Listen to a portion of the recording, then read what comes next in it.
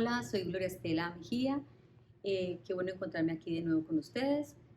Como les había comentado en el video anterior, quiero hacer un acercamiento a la enfermera, a la mamá, a la hermana mayor, al papá, a cualquier persona del común que tenga a su cargo un niño. Puede ser un niño que tenga algún tipo de discapacidad, puede ser que sea un niño que tenga síndrome de Down, que tenga parálisis cerebral, que tenga algún tipo de condición que haga que su desarrollo del sistema nervioso se haga en diferente momento y de una manera distinta. Sin embargo, también hay niños que no tienen ningún otro tipo de patología y que por inmadurez presentan dificultad para deglutir. Quiero hablarle de algunos síntomas o de algunas como signos que ustedes pueden observar en el niño mientras lo están alimentando, que les puede dar la idea de que el niño pueda estar presentando un trastorno deglutorio. Puede ser que el niño, mientras está ingiriendo el tetero, empieza a toser. Puede ser que el niño no succione con la velocidad que debería el chupo del tetero, que cuando está succionando el niño derrame el alimento alrededor de la boca y entonces no esté ingiriendo la cantidad de alimento que requiere, que el niño se tome más del tiempo necesario para tomarse el tetero, que pase mucho tiempo para tomar el tetero. Puede ser que el niño haga como uno llama como apneas. Apneas es como que se queda sin respirar por unos periodos de tiempo porque no es capaz de ir tragando e ir respirando al mismo tiempo. Entonces, todos esos son signos de que el niño puede tener un trastorno deglutorio. Un niño que lo alimentan bien en casa, que él se toma los teteros, pero que refiere que no sube de peso, puede ser que esté presentando algún tipo de trastorno deglutorio y entonces la ingesta no sea la adecuada y haga que el niño no tenga una buena nutrición. Entonces, para esta persona que está cuidando de este niño, voy a dar unas recomendaciones básicas, sencillas, pero que van a hacer una gran diferencia y sobre todo más que la diferencia en cuanto a que para el cuidador sea más fácil alimentar al niño, es en cuanto a poner en menor riesgo la vida del bebé, porque acuérdense que un niño que tiene un trastorno deglutorio, eso se llama disfagia, puede llevar esto a que haga complicaciones respiratorias de las vías aéreas inferiores y puede llevarlo a neumonías a repetición e incluso hasta la muerte. Entonces, pues la idea es que hagamos un seguimiento, una observación. Incluso se pueden hacer videos del niño cuando se está alimentando para uno mirar cómo es el patrón de la succión y el tragado, mirar si el niño, si la mamá lo está alimentando de pecho, mirar si la fuerza con que aprieta el pezón es suficiente. Hay muchos niños que no reciben el pezón y no es porque las mamás pueden pensar que es que al niño no le gustó la leche materna, pero no es esto. Puede ser que el niño no tenga la capacidad del agarre del pezón porque no tiene la suficiente fuerza en el orbicular del labio o la adecuada movilización lingual para hacer una buena presión y crear la presión dentro de la boca para hacer la succión. Entonces aquí les voy a dar unas pequeñas recomendaciones, pero que van a ser de gran utilidad y que van a hacer un cambio gigantesco en cuanto a la alimentación para el niño y la seguridad para ese bebé en la hora de la alimentación. Lo más importante es saber cómo lo voy a alimentar, ¿cierto? Si lo estoy alimentando a través del seno materno, si lo estoy alimentando a través del tetero, si el niño ya está en un proceso de cuchara, entonces, ¿cómo lo voy a alimentar? Hay tres aspectos que son muy importantes tener en cuenta en la alimentación y en cualquier tipo de trastorno de la deglución y son tres factores. El primero es la consistencia del alimento.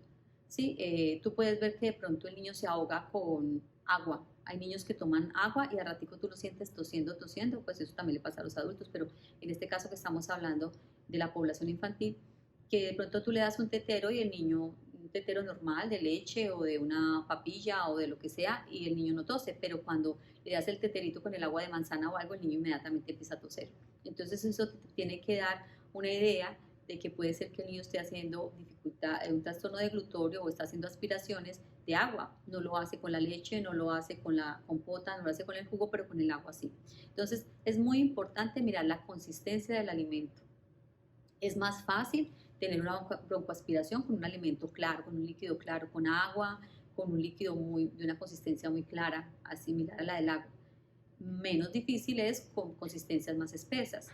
Sin embargo, para ser ingerida una consistencia más espesa, pues se tiene que tener más fuerza en el agarre con el orbicular del labio, con los labios, tiene que tener más fuerza en la presión, en la succión en la lengua, tiene que tener más fuerza para hacer el tragado, ¿cierto? pero en ese sentido de que hay que hacer más control de toda la musculatura, pues se hace una deglución mucho más segura. Entonces, lo primero que van a hacer es mirar con qué consistencias está mi hijo teniendo más dificultad para tragar. Y pues siendo conservadores, irnos por una consistencia mediana, que nos va a asegurar que no va a tener tanto riesgo de broncoaspirarse. Entonces, si haces el tetero, pues simplemente lo puedes espesar la leche con un poquito de Nestum, ¿cierto? El Nestum hace que quede con una consistencia un poquito más densa y fuera de eso le da una textura, ¿cierto? Le da una textura, le da una información sensorial a la boca. La boca tiene una representación grandísima en la lengua a nivel del cerebro, porque es uno de los órganos que más información y que más nos ha ayudado en todo lo que tiene que ver con el desarrollo como especie. Los labios tienen alrededor de ellos unas vellosidades, no sé si alguna vez se las han sentido, pero hay unas vellosidades que lo que hace que cuando el niño esté succionando el pezón de la mamá con unos vellitos que también hay alrededor de la aureola, esos vellitos dan información sensorial a todo lo que es el área de la boca perioral y hace que eso lleve esa información al cerebro y ayude a hacer maduración a nivel del sistema nervioso central. Entonces, parte de la importancia de la lactancia materna es muy importante, pues por el contenido de la leche, sí, primero del calostro y después de la leche, pero aparte de eso, la información, la madurez que le da al sistema nervioso, o sea, toda la información que lleva por ese contacto tanto táctil superficial como táctil profundo. El tacto es todo lo que tiene que ver después con el contacto de la piel. Aparte del contacto emocional, de tener el bebé cargado y siempre haber ese contacto visual. Entonces son tres aspectos que son muy importantes en la lactancia materna, que de pronto ahora algunas personas han pensado que ya no es necesario, que simplemente se succiona la leche, se pone en un tetero y se le da y pues que tiene el mismo contenido. Hay que tener en cuenta que esos aspectos son importantes a tener en cuenta, y si eres una mamá que trabaja, que no puede estar, pues si tiene que extraer la leche, pues extraer la leche, pero cuando tenga los periodos en casa, los tiempos que puedas compartir con el bebé, pues tratar de que el bebé pueda estar en contacto con el seno, para que pueda hacer ese contacto visual, ese contacto con la musculatura, con la piel de la mamá. Fuera de eso, el contacto con el sonido que estuvo escuchando por tanto tiempo del corazón de la mamá. Y eso hace que el sistema nervioso, que la madurez del niño se vaya haciendo de una manera más adecuada y que el niño pueda tener un desarrollo más integral. Entonces, hablábamos de las consistencias. Entonces, si el niño está presentando algún trastorno de glutorio, cualquiera que sea, entonces vamos a irnos por lo más seguro, por lo más conservador, por lo que nos va a causar menos complicaciones, y vamos a buscar consistencias espesas como qué, como la consistencia de la miel, como la consistencia de la avena, ¿cierto? Entonces vamos a buscar con qué podemos espesar, también depende de la edad del niño, ¿cierto? Si el niño ya tiene más de 6 meses, 7 meses, pues puedes espesar con frutas. El mango ayuda a espesar, teniendo en cuenta pues colar para que no le queden las fibras del mango. Puedes espesarle con un pedacito de auyama, puedes espesarle pues para no usar harinas, entonces puedes espesarle con otro vegetal. Puede ser incluso con un pedazo de aguacate que tiene tanta proteína, pero tantas omegas. Tienes que hablar ya con la nutricionista de qué alimentos va permitiendo de acuerdo a la edad del niño. Eso lo puedes encontrar fácilmente, qué alimentos están permitidos. Pero como te digo, consistencia de miel, no estoy hablando de que le des miel, porque la miel los niños no se les debe dar antes de los 2 años, pero esa consistencia, como la consistencia de avena, que es una cosa así como satinadita y más fácil de que el niño trague. Muy importante. Cuando hay trastorno de glutorios, lo que yo encontré en mi consulta es que los padres, para facilitar la alimentación y para que no les genere tanta angustia ver que su hijo casi que no puede chupar, les abren unos huequitos bien grandes al chupo. Entonces lo que hace es que la comida se derrame dentro de la boca y el niño no pueda tener control, el bebé no pueda tener control de la cantidad de bolo que entra a su cavidad oral. Entonces es muy importante que el huequito esté hecho de una medida que no sea ni tan estrecha, que él tenga que hacer tanta fuerza y no pueda, pero que tampoco esté tan grande que simplemente la comida se filtre. O sea, simplemente tú mides que tengas que hacer un poquito de presión para que el alimento vaya saliendo. Entonces, muy importante la consistencia. Si el niño ya está comiendo, digamos que es un niño que ya tiene los 9 meses, un año que ya está comiendo consistencias de frutas, compotas, entonces es muy importante ya tener en cuenta cómo es la forma de que lo voy a alimentar, ¿cierto? ¿Qué utensilios voy a utilizar? Igual con el bebé recién nacido, porque puedes tener un niño que por alguna razón no succiona, no tiene buena movilidad lingual, no tiene buena fuerza del orbicular y hay que buscar otras medidas alternativas de alimentarlo. Entonces, cuando ya vamos a buscar el utensilio, entonces ya les hablé que primero la consistencia, que vamos a empezar siendo conservativos con sustancias de consistencias medianas y un poquito espesas, pero las claras, aguadas, esas todavía no las vamos a tener a manejar con los pacientes que tienen pues trastorno de glutón. No estoy hablando de los niños que no tengan ninguna dificultad, estoy hablando específicamente de los niños que tienen algún tipo de dificultad de glutoria o que presentan algún signo de aspiración de alimentos. Vamos entonces, ¿con qué lo voy a alimentar? Entonces, si vamos a usar cuchara, preferiblemente ya casi todos los utensilios de los niños tienen unas consistencias como de plástico, de pasta. Esas cucharas de plástico, de pasta, no dan información sensorial que le pueda ayudar al niño como a darse cuenta que algo está pasando dentro de la boca, que hay algo que le está dando información. Entonces yo le sugeriría utilizar una cuchara pequeña, como las cucharas de postre, metálica. Es maravilloso que sea metálica. ¿Por qué? Porque metálica le puede pasar la información de la temperatura del alimento. Si le estás dando un helado, pues la cuchara se pone fría. Si está dándole una sopa tibia o caliente, pues la cuchara se pone caliente. Entonces eso le da algún tipo de información para que el sistema nervioso empiece a reaccionar frente a que hay algo allí a nivel de los labios y de la lengua y que tengo que prepararme para hacer todo ese trabajo. Entonces, la consistencia espesita, la cuchara es el instrumento, el utensilio que vamos a utilizar, pero aparte de ser el utensilio que vamos a utilizar, el decirles que es una cuchara de postre, una cuchara pequeña de la que se usa para el té, para revolver el azúcar, es que va a ser el volumen, ¿cierto? Cuando estamos hablando de los trastornos de glutorios, puede haber trastorno de glutorio por la consistencia, pero también por el volumen. Puede ser que comiéndose un volumen, una porción pequeña no presente ahogo, pero con una porción grande sí.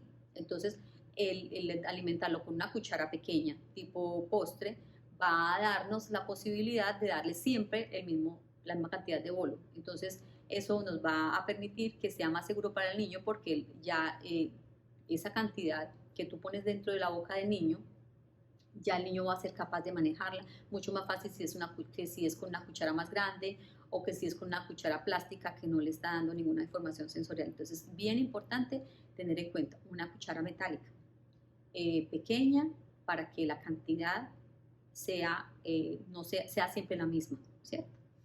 Y el otro aspecto a tener en cuenta es la postura, ¿cierto? Una postura así de un niño que tiene un trastorno neurológico con la cabecita así, pues es difícil, pues en cierta parte le favorece, pues porque al tener la cabeza adelantada asegura la vía aérea, pero hace más fácil que la comida se derrame hacia adelante y entonces el niño no tenga toda la fuerza para con la lengüita arrastrar la comida hacia atrás. Con la cabeza hiperextendida, pues abrimos la vía aérea y la posibilidad de que la comida se vaya a la vía aérea es mucho más grande y el riesgo de aspirarse es mucho más alto. Entonces, ¿cuál es la idea? Siempre tener una posición de 90 grados y con la cabeza un poquito inclinadita hacia adelante. Entonces, el papá lo que puede hacer es abrazar al niño, coger al niño y sentarlo, que su cabecita quede acá, y cuando lo alimenta, cuando lleva la cuchara hacia la boca del niño, el papá con el codo puede hacer una pequeña flexioncita de la cabeza para ayudar a que el niño trague de una manera más segura. Entonces, aquí estamos teniendo en cuenta 3 factores súper importantes, que es la consistencia, el volumen y la postura. Eso también lo vamos a tener en cuenta con el paciente adulto, pero ahorita estamos trabajando con los niños. Entonces, esas 3 cosas que parecen tan sencillas van a hacer una gran diferencia para usted que está alimentando a su hijo, la tranquilidad de saber que tiene menos riesgo de que su hijo se broncoaspire y la tranquilidad para el niño de que va a comer más seguro y pues al comer más seguro pues va a nutrirse mejor.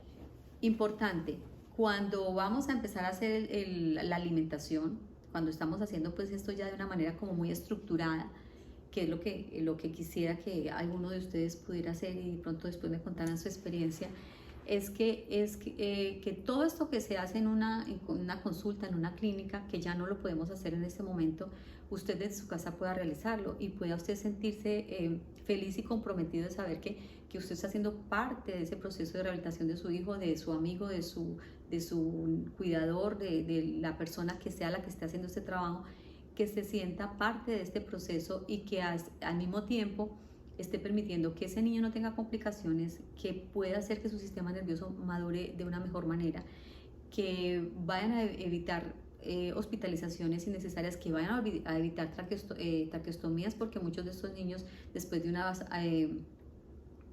aspiraciones o broncoaspiraciones persistentes, pues terminan en una traqueostomía.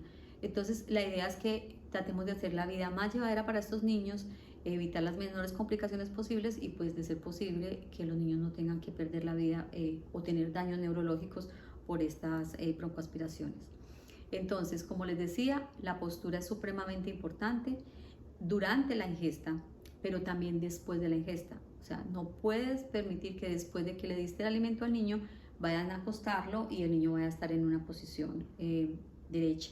El niño debe quedarse en una posición, si el niño de pronto está en una silla de ruedas, o si el niño está en un coche, en un caminador, o si el niño ya camina, procurar que después de que coma, el niño esté en una posición, si camina, pues dejarlo que camine, pero si ese niño está en cama o está en caminador, todavía no camina, tratar de que el caminador, el coche o la silla quede en una posición como de 45 grados, o sea que la cabecita esté acá y que el cuerpecito quede en esta forma, de tal modo que el alimento, si de pronto hay reflujo o si se le devuelve algo de comida, nunca alcance la vía aérea y de tal manera no se vaya a broncoaspirar, ¿cierto? Igual no se puede broncoaspirar con una saliva, o sea, no es necesario ni siquiera que esté comiendo, pero entonces es como tratar de asegurar lo más posible esa vía aérea. Acuérdese que la vía, la laringe o estas estructuras del cuello son supremamente importantes para nuestra vida.